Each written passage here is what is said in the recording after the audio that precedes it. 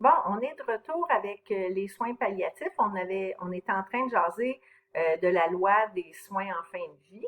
On a parlé des soins palliatifs, l'aide médicale à mourir, que je répète, c'est pas n'importe qui peut se prévaloir de ce droit-là. Il faut remplir certains critères, mais elle est quand même en train d'être modifiée ou amendée ces temps-ci pour que les gens soient en mesure de demander l'aide médicale à mourir euh, d'avance parce qu'en ce moment, il faut être apte jusqu'à la dernière minute pour pouvoir se prévaloir de ce droit-là.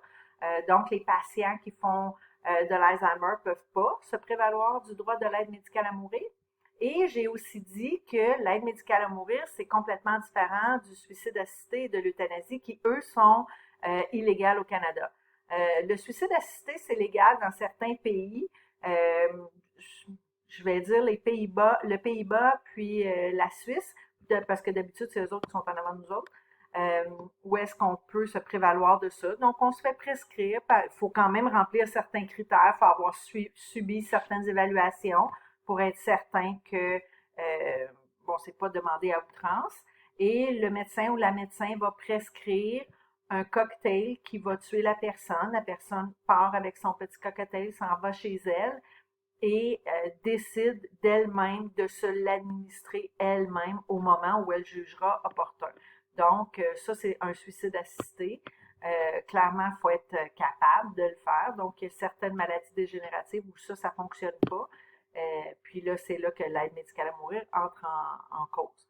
Mais ici au Canada, il n'y en a pas là, de suicide assisté ou d'euthanasie. Vous connaissez sûrement les niveaux de soins. Euh, c'est pas de code. Avant, là, c'était on réanime pas. Maintenant, il y a plusieurs niveaux au niveau de soins. Est-ce qu'on veut être avoir les manœuvres de réanimation si jamais on fait un arrêt cardiaque? Est-ce qu'on veut être sous respirateur avec des traitements de haut niveau aux soins intensifs? Il y a un niveau où est-ce que on accepte de recevoir certains traitements pour soulager, exemple les antibiotiques si on fait une pneumonie, mais on veut pas être réanimé et on veut pas être intubé. Donc, il y a différents niveaux au niveau de soins. C'est important de les déterminer très tôt dans l'hospitalisation, le plus rapidement possible. Peu importe la situation clinique, peu importe l'âge du patient, c'est toujours important de mettre ça au clair parce qu'on ne sait jamais quand il pourrait arriver quelque chose. Donc, c'est pas parce qu'on est jeune qu'on veut nécessairement être réanimé. C'est pas parce qu'on est vieux qu'on veut nécessairement ne pas être réanimé. L'important, c'est que la personne qui prend la décision ait eu les bonnes informations et ait été en mesure de prendre cette décision-là avant que ça l'arrive.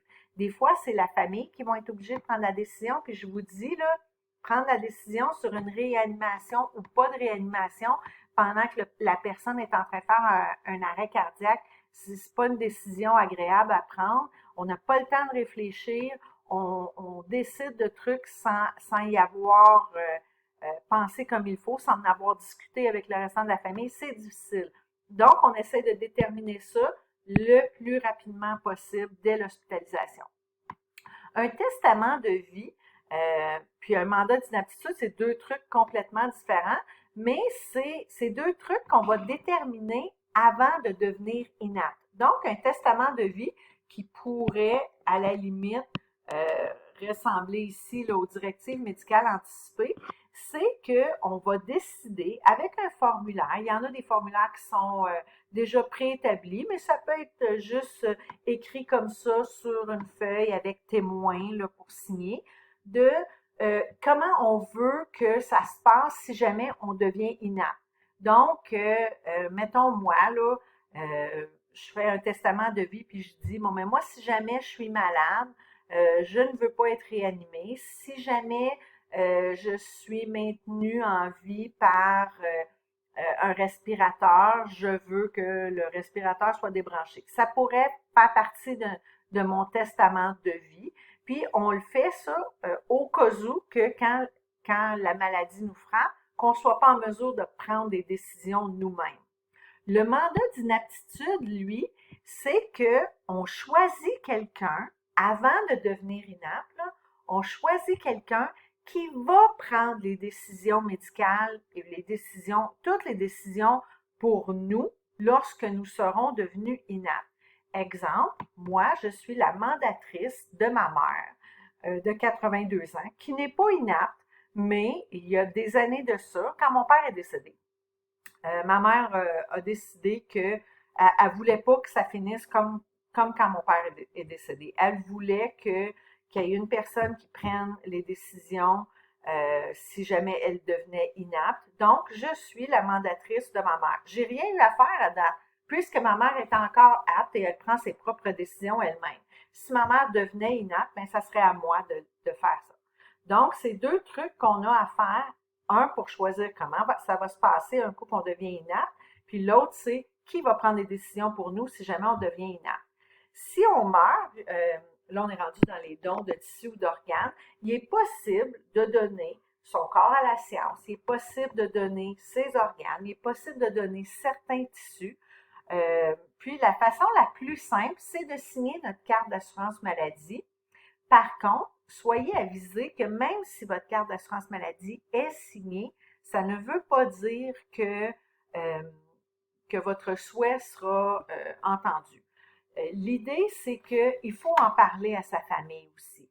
Parce que même si vous avez signé votre carte, si votre être cher, si vous êtes marié, si votre conjoint dit non, non, moi je veux pas qu'on donne les organes de ma conjointe, même si elle avait signé sa carte, les organes ne seront pas donnés. Le contraire est aussi vrai. Si vous n'aviez pas pris la peine de signer votre carte d'assurance maladie, mais que votre conjoint sait que c'était important pour vous de donner vos organes, il ou elle pourrait dire, oui, j'accepte qu'on prenne ces organes parce que on avait discuté puis c'est quelque chose qui la tenait vraiment à cœur. Donc, c'est vraiment important d'en parler. Je vous ai mis ici une liste des organes qui sont possibles d'être donnés. Même quand on est malade, il y a certains organes qui sont quand même possibles d'être donnés, dépendamment c'est quoi la maladie, dépendamment si c'est une maladie infectieuse ou pas. Même dans certains cancers, c'est encore possible. Je connais pas toutes les règles, mais il y a certains cancers qui n'empêchent pas le don d'organes. Donc, la plupart du temps, le don d'organes vient de patients morts accidentellement. Donc, la plupart du temps, c'est des patients sains qui arrivent à l'hôpital en mort cérébrale. Puis là, à ce moment-là, on peut prendre leurs organes si la famille accepte. Mais ça peut aussi se faire à l'hôpital chez un patient qui était malade puis qui est décédé à l'hôpital. Il y a certains tissus qu'on peut prélever sur un patient parce que pour ceux-là ici, il faut que le patient soit maintenu sous respirateur pendant un certain temps, le temps qu'on prélève les organes et tout. Tandis qu'ici, il y a quand même certains organes ici ou certains tissus ici qui peuvent être prélevés sur un, un corps qui est décédé depuis quelques heures. Donc, les os, la peau, certaines valves du cœur, des veines, des tendons. La cornée, là, on peut même la prélever à la morgue. Le patient peut être mort depuis un petit bout là, quand on prélève ça. Les os, c'est beaucoup utilisé en chirurgie dentaire quand on a besoin de faire des greffes de gencives, des greffes d'os.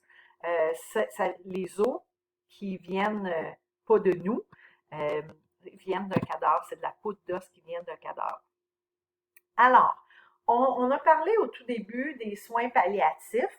On a dit que les soins palliatifs, ça englobe tous les patients qui ont eu un prognostic sombre ou réservé. Donc, ça veut dire que ces patients-là ne sont pas nécessairement en fin de vie. Donc, ils peuvent être à la maison. Des soins palliatifs qui peuvent être donnés par les aidants naturels, par le CLSC. Puis honnêtement, au début des soins palliatifs, la personne est relativement en forme encore. Donc, c'est vraiment à ce moment-là de supporter la famille, de préparer la famille à ce qui s'en vient. Puis, à ce moment-là, tout ça peut se passer à la maison, mais on peut même faire tout le processus à la maison et mourir à la maison. Là. Ça se fait, c'est possible. Si la famille accepte, ça se fait.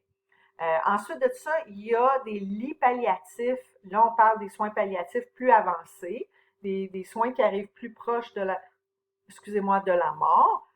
À l'hôpital, ça, il y en a. Il y a des unités de soins palliatifs et sur les unités de soins en médecine, il y a des lits de soins palliatifs parfois. On essaie qu'en milieu hospitalier, les soins palliatifs, surtout quand ça approche la fin, que le patient soit seul dans sa chambre, qu'il n'y ait pas un autre patient et qu'il ait la possibilité d'avoir sa famille autour. On essaie que ça soit dans un environnement le plus serein possible, le plus relax possible, le plus confortable possible.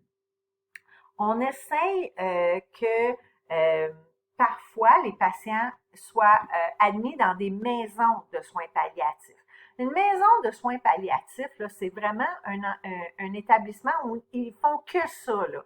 Il n'y a pas de médecine, il n'y a pas de chirurgie, il n'y a que des soins palliatifs. C'est spécialisé, c'est des soins, c'est un peu comme à l'hôpital, c'est 24/7, c'est des soins qui sont offerts par des professionnels de la santé. La seule différence, c'est que c'est des établissements qui sont autosuffisants. Autosuffisants dans le sens que c'est pas subventionné par l'État. C'est des établissements qui fonctionnent avec des fondations. C'est des dons, des levées de fonds pour faire fonctionner ces endroits-là, pour payer le staff, pour payer le matériel. Et il faut que ce soit des patients, quand les patients s'en vont là, il faut que ce soit vraiment fin de vie relativement rapprochée. Donc, il faut avoir un prognostic relativement court. Et puis là, on parle de quelques semaines, voire quelques mois. Il ne faut pas que ce soit les soins palliatifs au tout début de l'annonce du prognostic sombre, puis qu'on dit il vous reste peut-être 6 mois, 1 an à vivre. On ne peut pas aller en maison de soins palliatifs à ce moment-là, c'est trop long. Dans les besoins, tantôt, j'ai dit qu'il faut couvrir les soins physiques, mais il y a une grosse partie de soins psychologiques ou spirituels qui nécessitent d'être gérés quand on fait les soins palliatifs. Et vous avez vu ou vous allez voir dans votre cours de santé mentale les étapes du deuil. Vous l'avez peut-être même vu en psycho. Avant, on disait qu'il y avait 5 étapes. Maintenant, on en a mis 2 ensemble. Alors, le déni, la colère, le marchandage, qui est maintenant seulement qu'une étape. La dépression et la dernière étape, c'est l'acceptation. Chaque patient vit son deuil de façon différente. Chaque famille vit son deuil de façon différente. L'objectif ultime pour vous, en tant que travailleur de soins palliatifs, ça serait d'amener votre patient à l'acceptation. Il n'y a rien de pire que le patient et sa famille. Il n'y a rien de pire que d'arriver à la mort d'un patient, soins palliatifs, qu'on connaissait là, l'enjeu, qu'on savait que c'était pour arriver, et arriver à la fin et se rendre compte que la famille était pas du tout rendue là dans leur étape de deuil, et c'est un traumatisme énorme.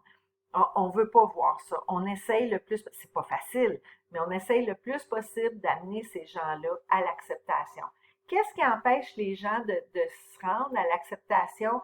Ben, des trucs inachevés, beaucoup de peur, là, des trucs inachevés avec l'être cher qui s'en va, la peur de la douleur, la peur de la solitude, la peur de la mort, certaines inquiétudes face à quand je vais être partie, qui va s'occuper d'eux. Tout ça fait qu'on va avoir de la misère à arriver à l'acceptation. Puis différentes religions vont avoir différentes croyances. C'est important de les connaître, ces croyances-là, parce que c'est ça qui va faire que le patient va être en mesure de bien naviguer dans son deuil. Si on prend en considération ses croyances, puis qu'on l'aide à gérer ça avec ses croyances, ça va être beaucoup plus facile. Alors là, on arrive aux 15 minutes. Je vais arrêter l'enregistrement, puis on va continuer après.